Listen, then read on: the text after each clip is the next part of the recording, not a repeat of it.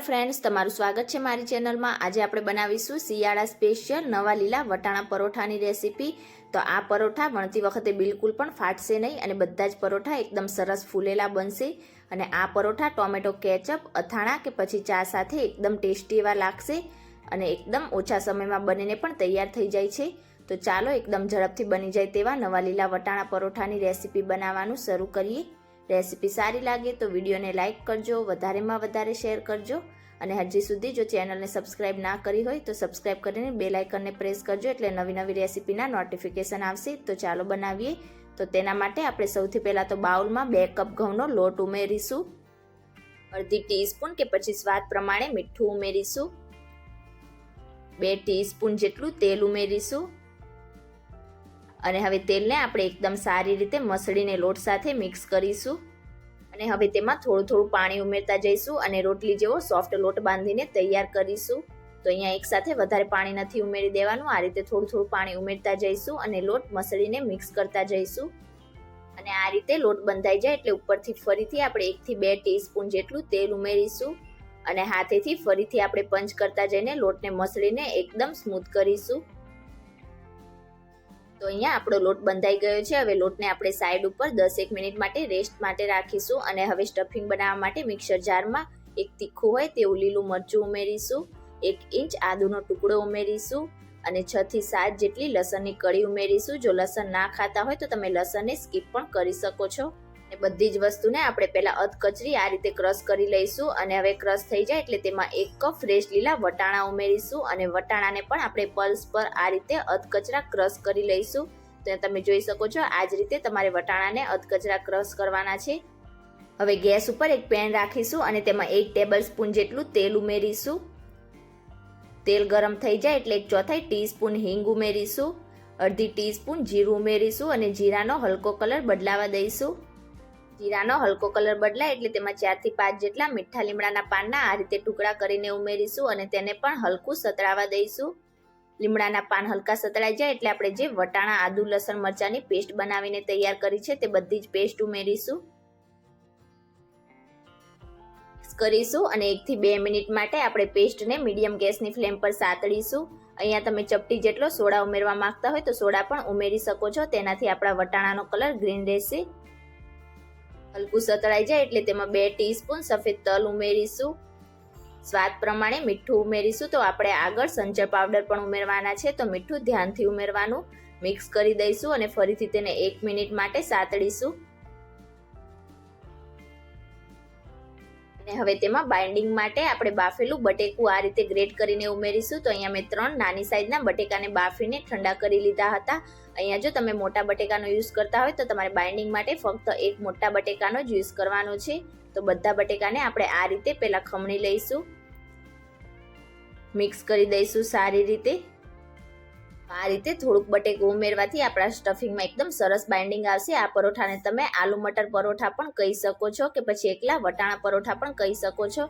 તો અહીંયા મેં બધી વસ્તુને એકદમ સારી રીતે મિક્સ કરી લીધી છે। હવે આપણે તેમાં બાકીના મસાલા ઉમેરીશું, અડધી ટીસ્પૂન સંચર પાવડર ઉમેરીશું, 1 ટીસ્પૂન ગરમ મસાલો ઉમેરીશું, અડધી ટીસ્પૂન ચાટ મસાલો, 1 ટીસ્પૂન ડ્રાય મેંગો પાવડર એટલે કે આમચૂર પાવડર ઉમેરીશું।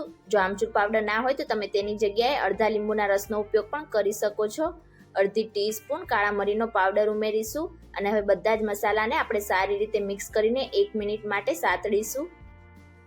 મસાલા મિક્સ થઈ જાય એટલે લાસ્ટમાં હવે આપણે અડધી ટીસ્પૂન જેટલી ખાંડ ઉમેરીશું, 1/4 કપ જેટલા ફ્રેશ ઝીણા સમારેલા લીલા ધાણા ઉમેરીશું।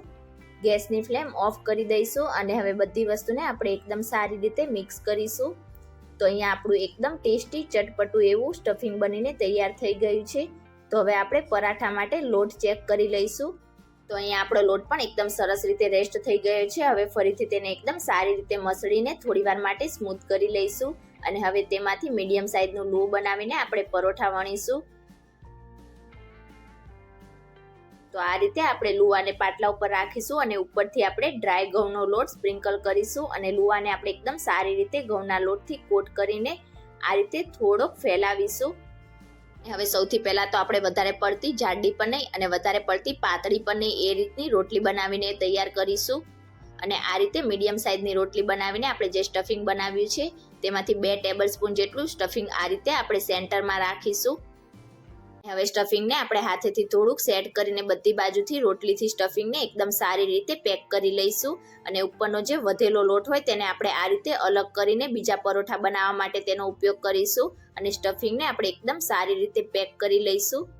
હવે ફરીથી ઉપરથી આપણે કોરો ઘઉંનો લોટ છાંટીશું અને આ રીતે આપણે એકદમ સારી રીતે લુવાને હાથેથી પ્રેસ કરીશું, એટલે આપણું સ્ટફિંગ છેક કિનારી સુધી એકદમ સરસ રીતે ફેલાશે. અને આપણે જ્યારે પરોઠા વણીશું ત્યારે આપણા પરોઠા બિલકુલ પણ ફાટશે નહીં. તો બધી બાજુથી આપણે એકદમ સારી રીતે ઘઉંના લોટથી કોટ કરીશું અને થોડોક પરોઠાને આ રીતે ફેલાવીશું અને ત્યાર પછી તેને વણીશું. તો હવે એકદમ હળવા હાથેથી આપણે અલટી પલટીને બંને સાઈડથી પરોઠાને વણી લઈશું. તો આ રીતે અલટી પલટીને આપણે બંને સાઈડથી વણીશું એટલે આપણું સ્ટફિંગ વણતી વખતે બિલકુલ પણ બહાર નહીં નીકળે. અને વચ્ચે વચ્ચે આપણે થોડોક ઘઉંનો લોટ આ રીતે છાંટીશું. તો આ પરોઠાને આપણે વધારે પડતો પાતળો નહીં રાખીએ, થોડોક જાડો રહે એ જ રીતે વણીશું. અહીંયા તમે જોઈ શકો છો મેં પરોઠો વણીને તૈયાર કરી લીધો છે અને બિલકુલ પણ આપણું સ્ટફિંગ બહાર નથી નીકળ્યું. તો આ જ રીતે આપણે બાકીના પરોઠા પણ વણતા જઈશું અને સાથે સાથે શેકતા પણ જઈશું. તો આ રીતે તમે પરોઠા વણશો તો બિલકુલ પણ તમારું સ્ટફિંગ બહાર નહીં નીકળે. તો હવે આપણે પરોઠાને શેકી લઈશું. તો તેના માટે મેં ગેસ ઉપર તવાને ગરમ કરવા માટે રાખ્યો હતો. હવે આ રીતે આપણે સેન્ટરમાં પરોઠો રાખીશું અને નીચેથી હલકો શેકાય એટલે તેને પલટી દઈશું. અને બંને સાઈડથી આપણે થોડોક આ રીતે પરોઠાને શેકાવા દઈશું. અને બંને સાઈડથી હલકું શેકાઈ જાય એટલે ઉપરથી 1 ટીસ્પૂન જેટલું ઘી ઉમેરીશું અને આખા પરોઠા પર એકદમ સારી રીતે સ્પ્રેડ કરીશું. અહીંયા તમે ઘીની જગ્યાએ બટર કે પછી તેલનો ઉપયોગ પણ કરી શકો છો. અને હવે આ રીતે ઘી લગાવીને પરોઠાને આપણે પલટી દઈશું અને ફરીથી ઉપરથી 1 ટીસ્પૂન જેટલું ઘી લગાવીશું અને સારી રીતે સ્પ્રેડ કરીશું. તો અહીંયા તમે જોઈ શકો છો કે આપણો પરોઠો એકદમ સરસ ફૂલેલો બન્યો છે અને બિલકુલ પણ આપણો પરોઠો ફાટ્યો નથી. તો આ રીતે તમે પરોઠા બનાવતી વખતે થોડીક બાબતોનું ધ્યાન રાખશો તો તમારા પરોઠા પણ એકદમ સરસ ફૂલેલા બનશે અને બિલકુલ પણ વણતી વખતે ફાટશે પણ નહીં. તો આ રીતે બંને સાઈડથી પ્રેસ કરતા જઈને હલકા આપણે લાઇટ બ્રાઉન કલર જેવો પરોઠો થાય ત્યાં સુધી તેને અલટી પલટીને શેકીશું. તો અહીંયા તમે જોઈ શકો છો બંને સાઈડથી આપણા પરોઠા ઉપર હલકો લાઇટ બ્રાઉન કલર આવી ગયો છે. તો હવે તેને પ્લેટમાં નીકાળી લઈશું અને બિલકુલ આ જ રીતે આપણે બાકીના પરોઠા પણ શેકી લઈશું. તો આટલા માપમાંથી તમારા 6 જેટલા પરોઠા બનીને તૈયાર થશે. તો ફરીથી આપણે બંને સાઈડથી પરોઠાને હલકું શેકાવા દઈશું અને ત્યાર પછી બંને સાઈડથી આ રીતે 1 ટીસ્પૂન જેટલું ઘી લગાવીશું અને પ્રેસ કરતા જઈને પરોઠાને શેકી લઈશું.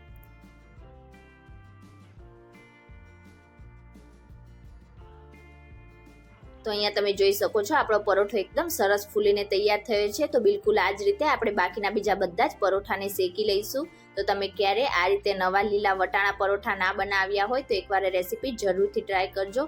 ટોમેટો કેચઅપ અથાણા સાથે કે ચા સાથે આ પરોઠા બહુ ટેસ્ટી એવા લાગશે. અને આ રીતે પરોઠા બનાવીને તમે બાળકોને લંચ બોક્સમાં પણ આપી શકો છો. તો આજની મારી રેસીપી તમને કેવી લાગી મને કમેન્ટ કરીને ચોક્કસથી જણાવજો.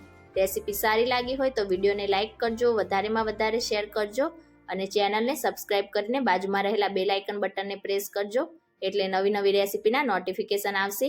Thank you for watching.